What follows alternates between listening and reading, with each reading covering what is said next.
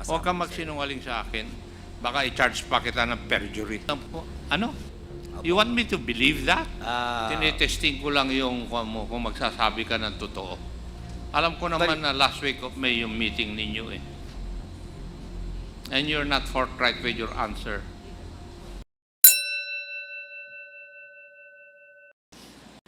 Colonel Garma, na-mention po nyo sa inyong affidavit, first affidavit, na pinatawag kayo po ni former President Duterte, May of 2016. And ang requirement niya, ihanap mo siya ng opisyal na membro ng INC who is a good intelligence officer. Tama po ba? Yes, Your Honor, Mr. Chair. Would you know if yung sinabit mong pangalan nag-report kay former President Duterte? Yes, Your Honor. Yes. And Yes. sino po yung official na yun? Nirecommenda po ninyo? Colonel Leonardo po, Mr. Chair. And before I proceed further, Colonel Garma, tumawag na po ba sa iyo si former President Duterte? Tumawag po. Tumawag? Tumawag na po ba Dito. siya sa iyo? Yes, Mr. Chair. How many times? Once po, Mr. Chair. Ano po ang pinag-usapan ninyo kung po pwedeng malaman? He explained to me yung pong pinaintindi niya sa akin kung bakit Iglesia ni Cristo yung pinahanap po niya, Mr. Chair. Okay. And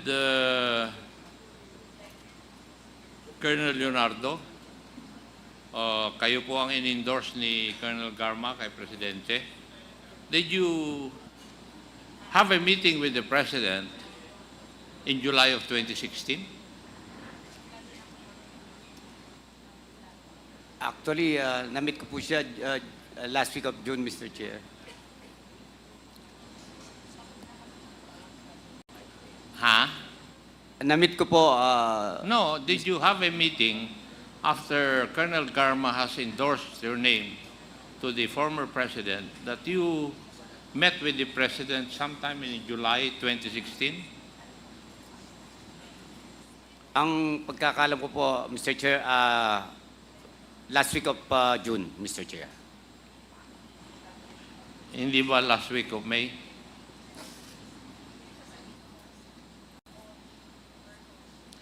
Tinetesting ko lang yung kung magsasabi ka ng totoo. Alam ko naman na last week of May yung meeting ninyo eh.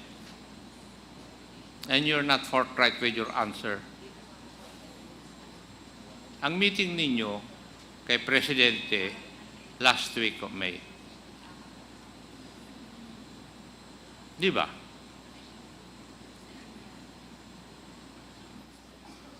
Tama? Ay, check po, parang may ano po, may meeting po kami nga, May din po, Mr. Chair.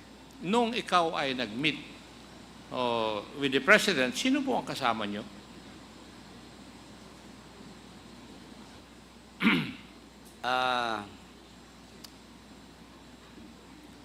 Actually po, mga officers po, Mr. Chair. Mga Ano po? Officers po ng PNP. Sino po? Officers po ng PNP, Mr. Chair. As far as I can recall, Mr. Chair. With the President. Opo, Mr. Chair. Ang sabi mo noon, yung class ninyo, hindi nakipag-usap kay Presidente. Ako lang po yun, Mr. Hindi po yung class namin. Yung sinasabi nyo na may na nag-meet kami, Mr. Chair. Hindi ba, Colonel Garma, ang sabi mo, sometime in May, doon ka na pinatawag ni Presidente, di ba? At sinabi mo yung pangalan ni Colonel Leonardo. Yes, Mr. Chair. Yes. And a meeting took place dahil kailangan ka ni Presidente eh. Sinabi na nga ng pangalan mo ni Colonel Garma eh. Tapos i-deny mo na nakipag-meet ka na kay Presidente in May of 2016? Opo, Mr. Chair, May. Yes. Pero ako lang po, wala pong ibang kasama. Huwag kang Mr. magsinungaling sa akin. Baka i-charge pa kita ng perjury. You met with the President with some people. And may I know the topic? Ano yung topic ng inyong pag-uusap ni Mr. President, o former President? Actually, Mr. Chair, ano lang po kami, ako po, nandun lang, Mr. Chair, parang, ganun lang din po, parang nagpakita lang po, Mr. Chair.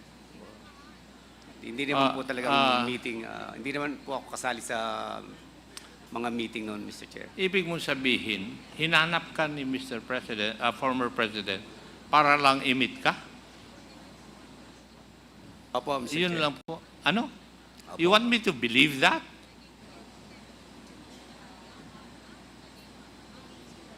Nag-meet kayo dahil naghahanap siya ng isang opisyal na tutulong sa kanya sa kanyang implementation of the war on drugs. Di ba tama? Actually, hindi naman po yun ang pinag-usapan namin, Mr. Chair. Basta nag-meet lang kami. Hindi yun ang pinag-usapan ninyo. I'm giving you a second chance, Colonel Leonardo. You better tell the truth to me. Kasi baka may demanda pa kita ng another offense.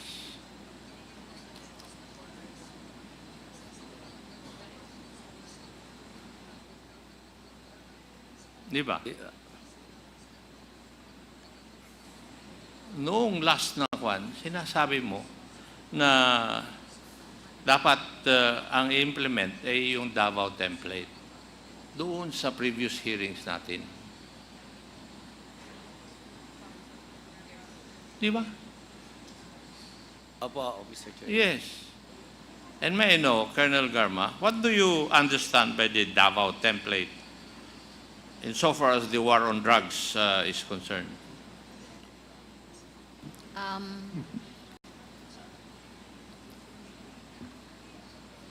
The payments and rewards po, Mr. Chair.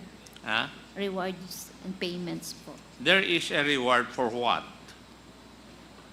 for successful neutralization of Neutralization? drug suspects. And when you say neutralization, it means the key. Can be, Mr. Chair, a legitimate operation or In your Yes. affidavit, you answered the lead chair, the Honorable Barbers, that you received three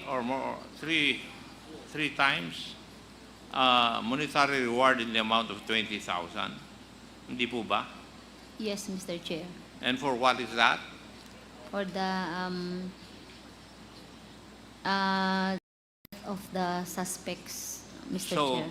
you're admitting to this committee na talaga yung Davao template would involve the neutralization of drug suspects and there are rewards for such. Yes, Mr. Chair. Yes. Hindi mo malalaman ito, Colonel Leonardo, because you were never a station commander in Davao City, hindi ba? Yes, Mr. Chair. Yes. That's why hindi kita tinanong dito. Ang tanong ko sa iyo, pinatawag ka ni former President so that you will be able to help him implement the war on drugs on a national level using the Davao template. Hindi ba? Sinabi mo na nga doon sa last hearing natin yan eh. Yes, Mr. Chair. Yes. Now, may I know, do you know when Gerald De La Rosa became the chief PNP? July 2016, Mr. Chair. July of Of 2016. 2016. Opo, Mr. Now, when did Gerald Ferro become the AIDG of the Philippine National Police.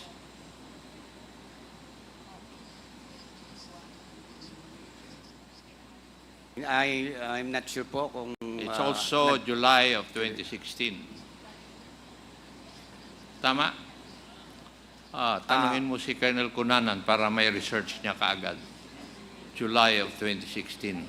Now, when did General La Peña became the PIDEA head? I guess same pong Same. July din po yata, Mr. Chair. Pare-parehas, di ba? Yung AIDG, Anti-Illegal Drug, ng Philippine National Police, General Ferro, yung PIDEA, si General La Peña, and Chief PNP, si General De La Rosa. Tama? Tama po, Mr. Chair. Yes. And it was during that time na nagrekomenda ka ng task force which hindi natuloy. Actually, hindi ko po na-recommend, Mr. Chair. June, June, last week of June, hindi na po, kasi meron na pong i-implement na double barrel, Mr. Chair. Yung double barrel, kalahati nun, yung Oplan Tukhang, yun yung ginagawa sa Davao. Tama? Tama po, Mr. Chair. Kasi nung plinano ni General De La Rosa yung Oplan double barrel, dinagdag niya yung high value targets. Tama po, Mr. Chair. Yes. Now, would you agree with me, Colonel Garma, na doon sa implementation ng Oplan Tukhang and Oplan high-value targets, when the target does not resist the arrest, they would still be neutralized and to be justified as nanlaban with guns and planted on their bodies? Would you agree with that? Mr. Chair, can I explain my answer, Mr. Chair? If you read the results of the investigation or look at the result of the scene of the crime operations, makikita mo po na parang magda-doubt ka kung lumaban ba or hindi yung suspect. So you agree with my statement? Sometimes, Mr. Chair. That's also the findings of the human rights groups. Kaya tinatanong ko lang sa iyo kung naniniwala ka. Now, Colonel Leonardo, would you believe that also? Meron po akong mga narinig na mga ganong case, Mr. Chair. Narinig mo lang. And therefore, Napanood. you do not believe the investigations conducted by the human rights group? Meron pong nangyayaring ganon, Mr. Chair. Okay, thank you for that. Now, the drug list, it was made in July of 2016, tama? Galing sa Philippine National Police. Would that be correct, Colonel Leonardo? I believe so, Mr. Chair. You believe so? PIDEA, that would be correct also?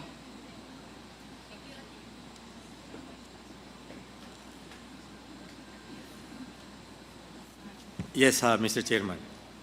That was in July of 2016. Yes, Your Honor. Now, after the list has been submitted, it has been observed that there were numerous extrajudicial killings. Would you agree with me, Colonel Garma? Mr. Chair, yung nga po sabi ko, kung tignan mo po yung result na SOCO, basahin mong report, it is possible, meron po, meron. Hindi. What I'm asking is, after the list, the first list has been made, biglang dumami yung extrajudicial killing according to statistics. Statistics won't lie, Mr. Chair. Numbers won't lie, Numbers Mr. won't Chair. lie. So you agree with my statement. How about Colonel Leonardo? Would you agree with me that after the submission of the list, there were numerous extrajudicial killings?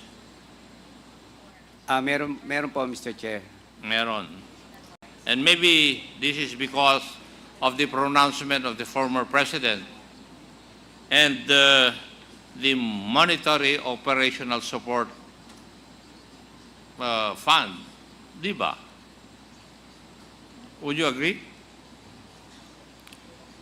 Na kaya dumami nito dahil doon sa pronouncement ng ating presidente noon at saka doon sa monetary or operational reward, fund reward. Tama. Kaya lumakas ang kwan eh, nagka-interest sa mga pulis. Would you agree? I don't have personal knowledge, Mr. Chair. You don't have personal knowledge. You don't have to have personal knowledge. Tignan mo lang yung mga pronouncement noon. At saka yung in-admit nyo na nga na may reward eh. Tapos kailangan pa ang personal knowledge. How about PDEA? Would you agree with that? Now, there was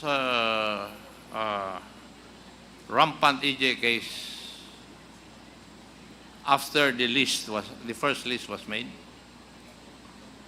That was the indication, Your Honor. Yes, kasi August pa lang, ang dami nang namatay eh. Now, and would you agree with me also, Colonel Garma, Colonel Leonardo, that abuses came about because of the monetary reward? Ang reason eh, nanlaban, natokhang, or naplantingan. Di ba? Lumabas yung mga terminologies na yan sa ating kapulisan eh. Would you agree with me na there were abuses using these terminologies, nanlaban, natokhang, at saka naplantingan? I believe so, Mr. Chair. Would you also agree with that, Colonel Garma? Yes, Mr. Chair. And PDEA, would you agree with that? Yes, Your Honor. Yes. Kasi nandun naman yung mga statistics eh. Now, ang pinag-aawayan natin ay si Colonel Leonardo, ayaw niyang diretsahin, tanggapin, merong levels of reward. And Colonel Garma, would you admit na merong levels of reward depende dun sa nano-neutralize? Yes, Mr. Chair. Yes. PDEA, would you agree na merong levels of reward? Kasi narinig ko na rin ito sa report ninyo eh. Yes, Mr. According Chairman. to your research. Yes, Your Honor. And only you, Colonel Leonardo, cannot directly admit na merong levels of reward. Bakit kaya? Meron po yung level, yung mga nasa list, Mr. Chair. So you're But, admitting that may levels of reward and may reward system. sir- If there are rewards, then there will be a reward system. Tama po ba? Ang alam ko po, operational support, Mr. Chair. Oy, call it what you want. Pero kagaya ng sinabi ko kanina, yung reward, yung monetary reward or operational support. Di ba? Yes, Mr. Chair. Meron bang operational support na hindi monetary? Sa tokhang? Matanong ko nga po kayo.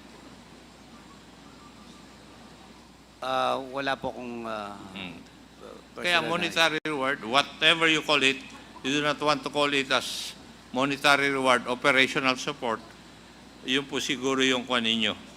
Pero merong pera na involved.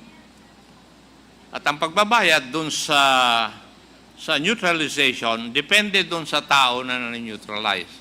Would that be correct also, Colonel Garma? Yes, Mr. Chair. PDEA? Yes, Your Honor. And Colonel Leonardo, would you agree with that? Baka ikaw na lang na naman hindi mag-agree.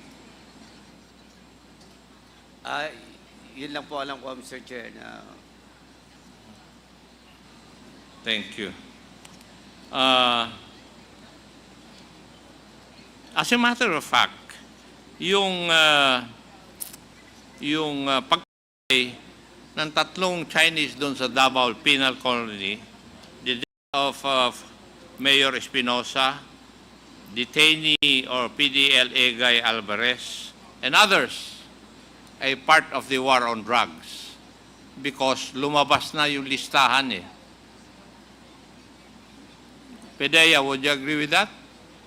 Yes, Mr. Chairman. Yes. Kasi nandun yung mga na ito nandun sa first list eh. Yes, Your Honor. And you do not know that, Colonel Leonardo. alam ko po na may... Alam mo. May namatay. And Colonel Garma, are you aware of that also? Yes, Mr. Chair. Yes. Mhm. Now, Pedea, are you aware of the incident in 2016 where 10 suspected drug lords were killed in Pasay?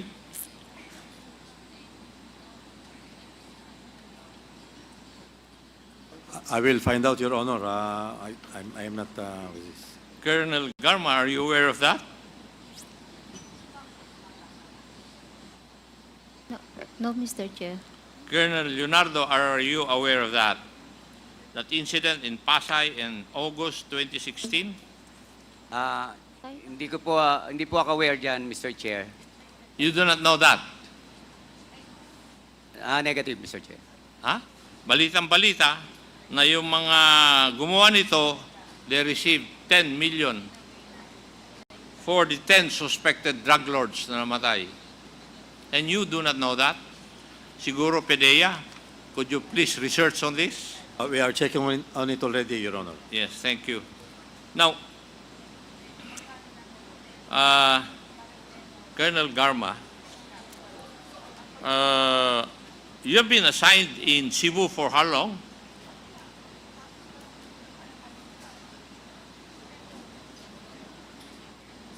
January of 2017 to June of 2019, Mr. Chair. 17, 18. 2 years? 2.5 years. 2.5 years? Yes, Mr. Chair. And who was assigned first to Region 7? Gerald Sinas or you? Ako po, Mr. Chair. Okay. Ikaw ang nauna.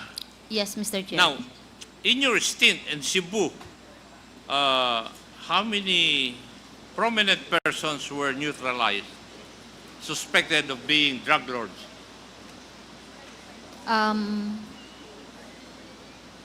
Marami pong high value mga officials that were Mr. Chair, not only in Cebu City but nearby cities and towns under the Cebu province po.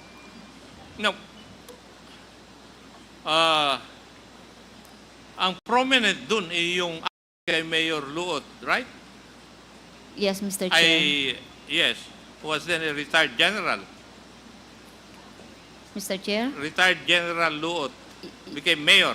Yes, Mr. Chair. Naamon siya in Malapascua, Cebu. What Nung place is galing po siya ng Malapascua Island, Malapascua, Cebu. yes, nagdock po yung boat nila. Yes. And doon din sa Cebu, may mga PDEA agents din na namatay. Would that be correct? Yes, Mr. Chair. PDEA, tuturin ba yon? That you had agents in Cebu who were or neutralized? Yes, Your Honor. Yes. So, may I know, Colonel Garma, since you were there, were they part of the war on drugs also? Yung mga things na nangyari during your 2.5 year stint? I believe, Mr. Chair, they are part because sa mga press release po na may mention na they are in the list. and rewards were also given to those people who neutralized these people. I believe, Mr. You Chair. believe that? Okay, thank you. Mr. Chair, malapit na akong antukin. Pwede po ba itigil na natin? Marami pong salamat. Okay. Thank Mr. you, Chair. Congressman Acop. Mr. Chairman, Yes, I may. Congressman Fernandez. I hope that will be the last interpellator because the Secretary General have already declared no classes or no work tomorrow. Mr. Chair, And we're about to reach the 14-hour first time na 14-hour po tayo at our physical capacity are giving up.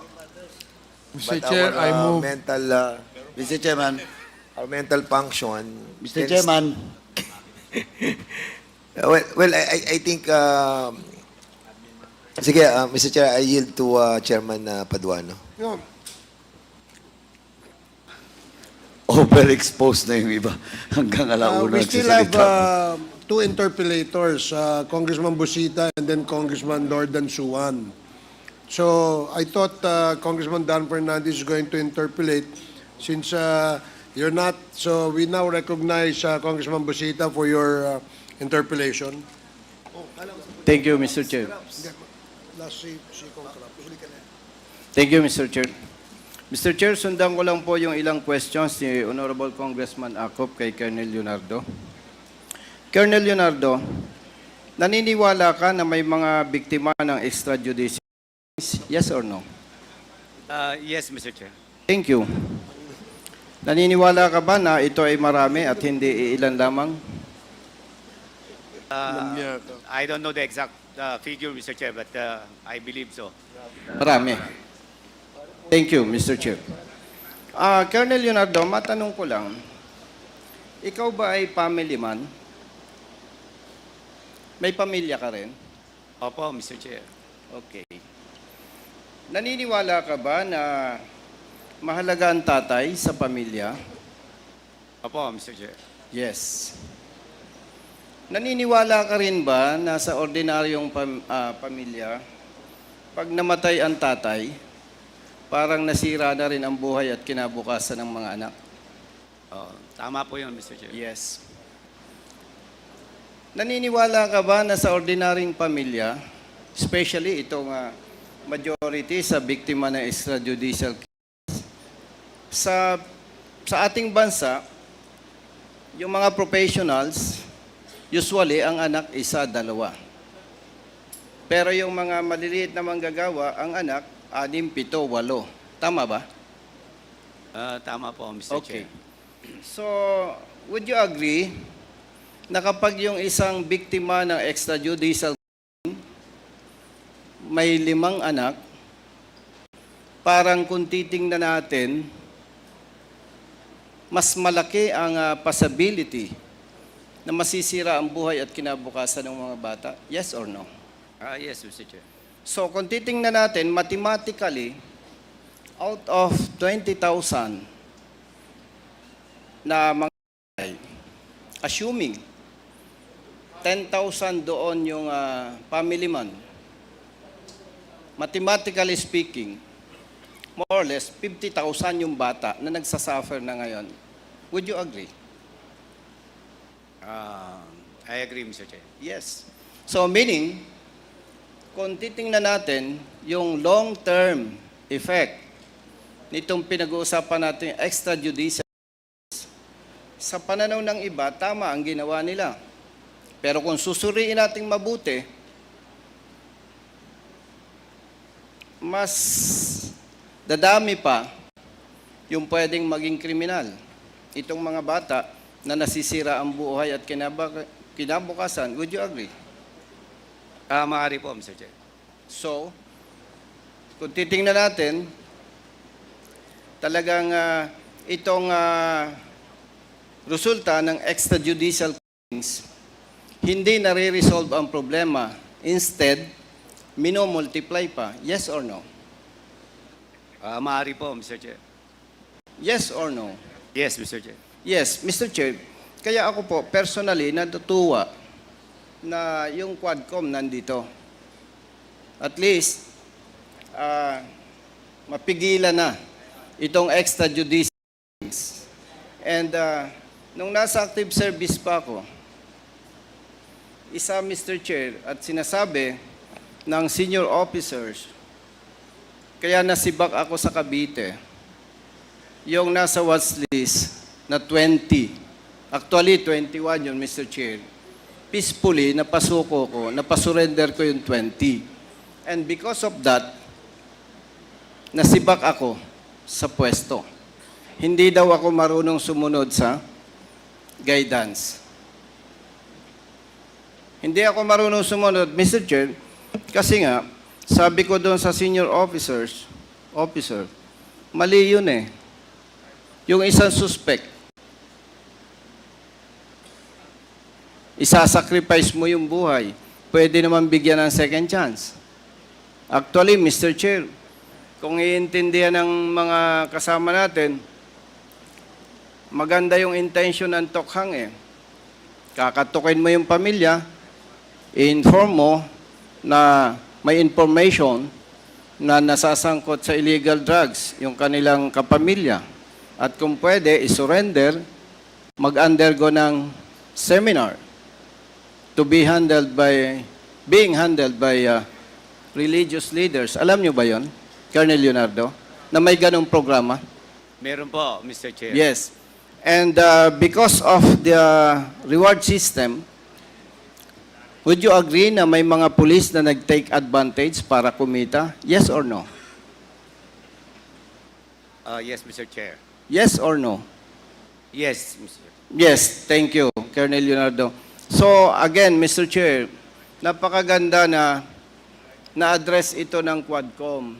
At least, alam ko po, yung mga police na involved dito ay mapipigilan para wag nang gawin pa. Kasi nga po, sabi ko, ang pananaw ko, personally, hindi nare-resolve yung problema. Instead, minomultiply natin.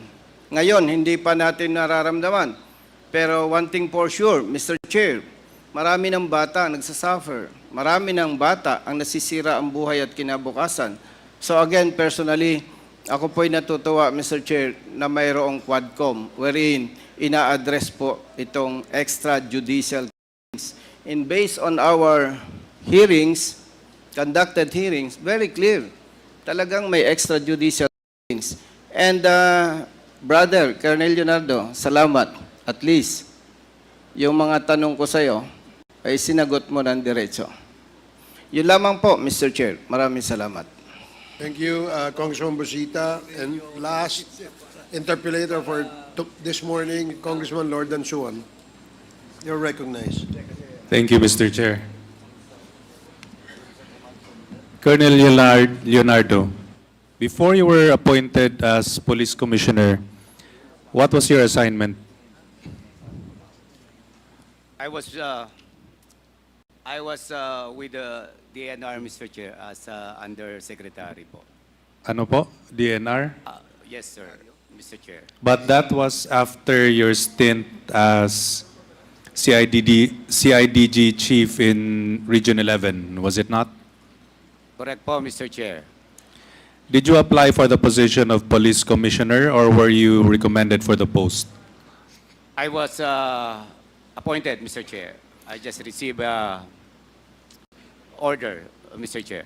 Would you consider a commissioner of the NAPOLCOM a high position, Colonel Leonardo? Based on salary grade, Mr. Chair, it's higher, Mr. Chair. Okay. Are you a lawyer, Colonel Leonardo? Hindi po, Mr. Chair. Do you have a master's degree or a PhD? Yes, Mr. Chair. A PhD? Yes po, Mr. Chair. Okay. So you had that before you were appointed as police commissioner. Yes, Mr. You were Chair. already a PhD before you were appointed as police commissioner. Yes, Mr. Chair. When were you appointed as commissioner? February 2022, Mr. Chair. February 2022. And who appointed you as commissioner? The former President, Rodrigo Roa Duterte, Mr. Chair. So you must have done something special to be appointed as police commissioner and before that as undersecretary of Environment and Natural Resources. Is that right? I have done many operations when I was with DNR, Mr. Chair. I led anti-illegal logging task force. When you were an undersecretary? Undersecretary, Mr. Chair. And then you were appointed as commissioner of the NAPOLCOM afterwards. I was appointed as Commissioner NAPOLCOM, Vice then General Serapio, Mr. Chair. Nag-end po yung kanyang term, Mr. Chair. And then before you were appointed as undersecretary of the DNR, what was your job? I was the regional chief of CIDG 11, Mr. Chair.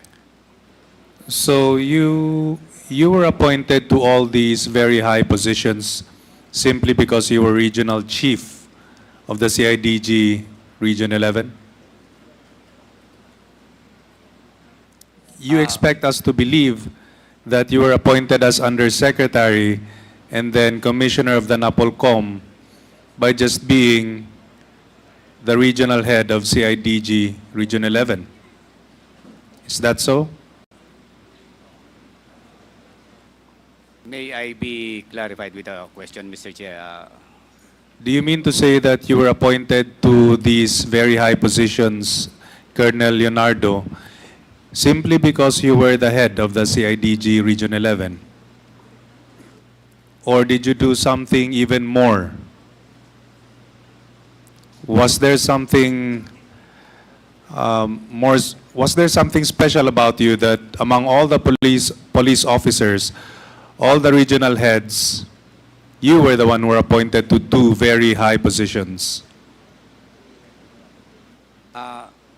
I believe, Mr. Chair, it's just usual for police officers to be appointed as USEC and other position similar to USEC, Mr. Chair. Okay, but those who were appointed are they colonels or are they usually generals? There are a lot of colonels and there are also generals, Mr. Chair, who were appointed in different positions as USEC, ASEC, and other positions, even director, Mr. Chair. You know, your appointment as undersecretary and as police commissioner is very suspect, and it leads me to believe that you must have done something extraordinary for the president to appoint you to these positions. A few more questions, Mr. Chair, just a couple more. Kilala niyo po ba ang mga Parohinugs in Osamis? Do you know them? Kilala ko lang po, Mr. Chair. Do you know Mayor Espinosa also? Mayor Espinosa. Yes, alam ko po, Mr. Chair. And have you also heard of those 3 Chinese drug lords who were... Yes, Mr. Chair. Itong mga binanggit ko, considered po sila na mataas na tier na mga targets, right? Na may malaking bonus pag sila ay na-operate successfully. Is that correct? Would you agree with me? Na I just heard, yung mga binanggit ko, heard that they were monetary given to them, given, Mr. Chair, as manifested during the previous hearing, Mr. Chair. So kaya po hindi nakakapagtaka na itong mga binanggit ko ay napasa na. Di po ba? Dahil malalaki yung mga bonus nila pag na-operate sila successfully. I cannot confirm, Mr. Chair. I don't have personal knowledge with regards to this. Sige. That's all, Mr. Chair. Thank you, Congressman Suwan.